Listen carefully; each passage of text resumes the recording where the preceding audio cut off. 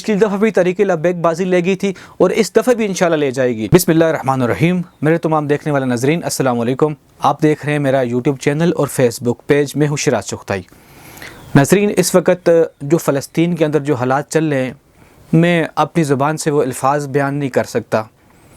ہمیں چاہیے تھا کہ ہر طریقے سے ان کو سپورٹ کرتے، اور کچھ لوگوں نے کی بھی ہے سپورٹ، کچھ لوگ کوشش کر بھی رہے ہیں۔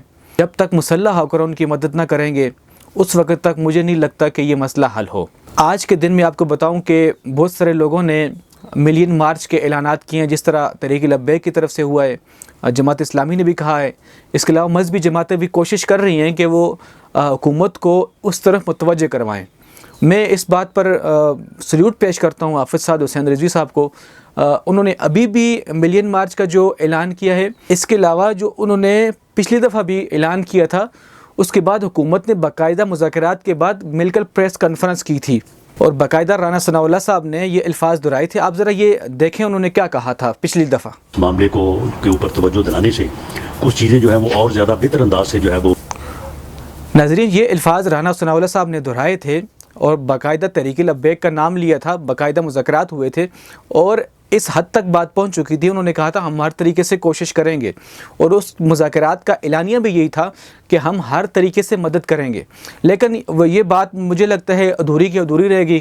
شاید کچھ نہ کچھ حکومت نے کیا ہو، لیکن جس طریقے سے آج ضرورت ہے مدد کرنے کی، اس طریقے سے میرے خیال سے آج کوئی بھی نہیں کر رہا۔ چونکہ اللہ کا قرآن کہتا ہے، شریعت مطہرہ کا یہ قانون بنا ہے، اللہ تعالیٰ نے یہ فتویٰ دے رکھا ہے قرآن کے اندر، جب بچوں پر، جب عورتوں پر، جب بوڑھوں پر ظلم ہو رہا ہو، مسلمانوں تمہیں کیا ہو گیا، تم جہاد کیوں نہیں کرتے؟ تو اس کے بعد ناظرین ہمارے پاس کوئی آپشن نہیں رہ جاتا کہ ہم پیچھے ہٹیں۔ ہر طرح، ہر ممکن کوشش کرنی چاہیے۔ تو رہے گی بات جو میری ویڈیو کا اہم مقصد تھا، پچھلی دفعہ بھی الحمدللہ تحریک لبیک میں سمجھتا تھا بازی لے گئی، حافظ سعد حسین صاحب بازی لے گئے تھے۔ پچھلی دفعہ بھی انہوں نے باقاعدہ حکومت کو مجبور کیا تھا کہ مذاکرات کے بعد وہ اعلانیہ جاری کرے۔ اس سے پہلے حکومت کے نمائندوں کی طرف سے کوئی بات فلسطین پر ہوتی ہی نہیں تھی، اور آج بھی یہی ٹائم چل رہا ہے۔ میں نہیں سمجھ رہا کہ حکومت کی طرف سے کوئی ایسا اعلانیہ جاری کر دیا گیا ہو کہ جس سے میں یہ سمجھوں کہ فلسطین کی صحیح طریقے سے مدد ہو سکتی ہے۔